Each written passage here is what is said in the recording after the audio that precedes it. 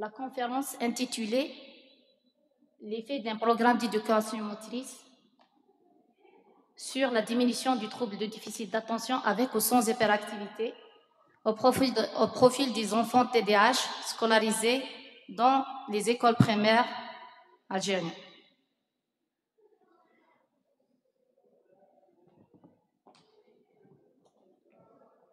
Donc, ici, je vais vous présenter le plan du travail. On va poser notre problématique de recherche, le but de cette étude, le cadre méthodologique, présentation des résultats, discussion et conclusion. On ne va pas parler du cadre théorique. La plupart des conférenciers, ils ont parlé de 3 dimensions de TDAH et comment les traiter, ou bien à travers plusieurs thérapies. Je vais vous présenter les résultats inédits d'une étude qui a été faite au sein d'un établissement scolaire au niveau de la wilaya de Bijaya. Les différents types de traitement de déficit d'attention avec hyperactivité constituent un véritable déficit pour le professionnel des milieux de pratique. En effet, outre le traitement pharmacologique, un nombre croissant de publications indique un rôle potentiel de l'exercice physique dans le traitement de TDAH chez les enfants. Régal a défini l'éducation motrice comme étant une partie de l'éducation physique au primaire. Elle vise l'amélioration de la coordination motrice, les caractéristiques du développement moteur que l'on retrouve dans la motricité globale qui a été citée par le professeur Hariti Hakim et la motricité fine à travers les activités manipulatrices et graphismes. À travers cette problématique, on a posé la question suivante. Est-ce qu'un programme d'éducation motrice au milieu scolaire, le MMS, peut diminuer les symptômes du TDAH des enfants scolarisés en Algérie, âgés de 8 à 10 ans? La pertinence sociale de cette étude et scientifique de cette étude est: la première, c'est la réduction du traitement pharmacologique en heures de scolarité. La pertinence scientifique, c'est la variété des activités physiques, sport collectif ou bien sport individuel qu'on a proposé dans cette étude. Le but de cette étude est de déterminer l'effet du programme d'éducation motrice et son influence sur l'amélioration de la cognition, la réduction du niveau d'hyperactivité et l'impulsivité, et encore l'amélioration des habiletés motrices globales et fines. On passe au cadre méthodologique.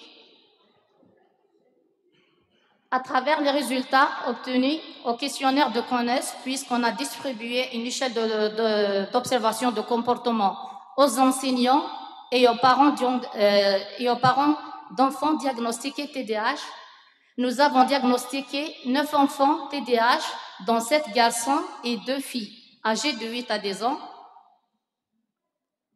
Le protocole expérimental. Dans cette étude, on a proposé un programme d'éducation motrice qui est composé de 20 séances hebdomadaires de 45 minutes, chacune contenant des activités physiques aérobiques, vitesse, son lancer, équilibre, posture et d'attention, les jeux d'attention. Nous nous sommes appuyés sur les 2 programmes nationaux. Le programme national de l'éducation physique de l'Algérie et le programme national du Maroc. Et nous avons ajouté quelques ajustements nécessaires selon le besoin de l'enfant TDAH. Puisque l'enfant TDAH, c'est un enfant avec un besoin, il faut qu'on lui fait des exercices adaptés par rapport à ce trouble. Bon, je vais vous exposer le contenu du programme que j'ai exécuté avec les enfants diagnostiqués TDAH. Ici, si vous arrivez à lire, on a proposé des jeux collectifs tels que le jeu de balle. J'ai proposé le handball, puisque j'ai été spécialiste en handball. Des jeux d'opposition, des contre-attaques, en utilisant l'intensité élevée. Des exercices de sport individuel, puisqu'ici en Algérie, on fait de la pratique sportive, on choisit l'athlétisme comme discipline d'enseignement en éducation physique. Ici, on a proposé des exercices de relais, des exercices d'attention, des exercices de vitesse dans le but de diminuer ce trouble. La stratégie de collecte des données ou bien la stratégie d'analyse statistique, ici, pour analyser nos résultats, nous avons utilisé l'échelle de Conners pour diagnostiquer les enfants TDAH et puis on a appliqué la batterie de tests, batterie de développement moteur pour évaluer les capacités motrices, les habiletés motrices des enfants avant et après la réalisation du programme d'éducation motrice. Les résultats de l'étude. Dans cette section, nous allons vous présenter l'analyse et l'interprétation statistique des résultats du pré-test et post-test de l'échelle de Conners et la batterie de test BOT2 en fonction des hypothèses émises, à savoir la pratique de l'éducation motrice en milieu scolaire diminue le TDAH des enfants scolarisés âgés de 8 à 10 ans. L'hypothèse numéro 1, on a proposé celle-là, l'éducation motrice en milieu scolaire améliore l'attention des enfants scolarisés âgés de 8 à 10 ans. Le MMS, l'éducation motrice en milieu scolaire, développe les habiletés motrices globales et fines des enfants scolarisés âgés de 8 à 10 ans. Et enfin, l'éducation motrice, est-ce que l'éducation motrice va réduire les niveaux d'hyperactivité et d'impulsivité des enfants scolarisés? La vérification de la troisième hypothèse. Est-ce que l'éducation motrice va réduire le niveau d'hyperactivité et d'impulsivité des enfants scolarisés? Ce tableau numéro 2 vous présente les résultats de l'échelle de Conners pour parents et enseignants, en pré-test et en post-test.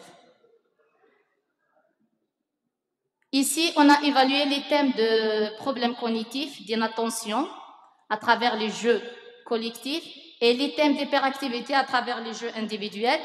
L'analyse des items de l'hyperactivité en post-test ont montré un résultat significatif après la réalisation de 20 séances du programme d'éducation motrice avec une valeur de T 2,53 avec un p-value de 0,03 qui est un résultat significatif. Et à la lumière de ces résultats, nous avons approuvé que l'activité physique au milieu scolaire diminue l'hyperactivité chez les enfants.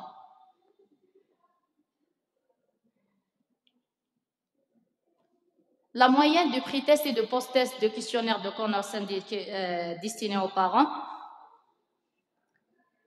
Ce tableau montre l'existence d'une différence significative entre les moyennes du pré-test et celles du post-test. L'ensemble des résultats du questionnaire de Conners destiné aux parents montre qu'il existe une différence significative entre les moyennes du pré-test et celles du post-test. Les résultats obtenus sont en accord avec les résultats des autres chercheurs, celles de Celerio, Urbina, où ils ont déduit que l'exercice aérobie en plein air a une influence avec un effet modéré à important sur les symptômes de base tels que l'attention, l'hyperactivité et l'impulsivité. Et les symptômes de connexe, les sous-items de l'échelle de Conners tels que l'anxiété et les fonctions exécutives et les troubles sociaux chez les enfants atteints du TDAH. À la lumière de ces résultats, nous pouvons croire sur une chance sur 1000 de nous tromper que le MMS réduit l'hyperactivité. D'accord. Bon, je vais finir par la discussion générale. Les résultats de la présente étude ont démontré que la pratique de l'éducation physique au milieu scolaire d'une manière régulière parvient à développer les habiletés motrices globales et fines chez les enfants souffrant de ce trouble. Les chercheurs qui se sont penchés sur cette question ont trouvé dans leur recherche des différences dans la performance motrice globale d'un enfant TDAH. Cette étude vise à présenter l'effet d'un programme d'éducation motrice lent au milieu scolaire. Quand on dit lent, ça veut dire un programme de 6 mois et plus. Développe les habiletés motrices globales et fines des enfants atteints de TDAH. Non seulement elle a un effet positif sur la cognition, même sur le comportement de l'enfant TDAH. Merci pour votre attention.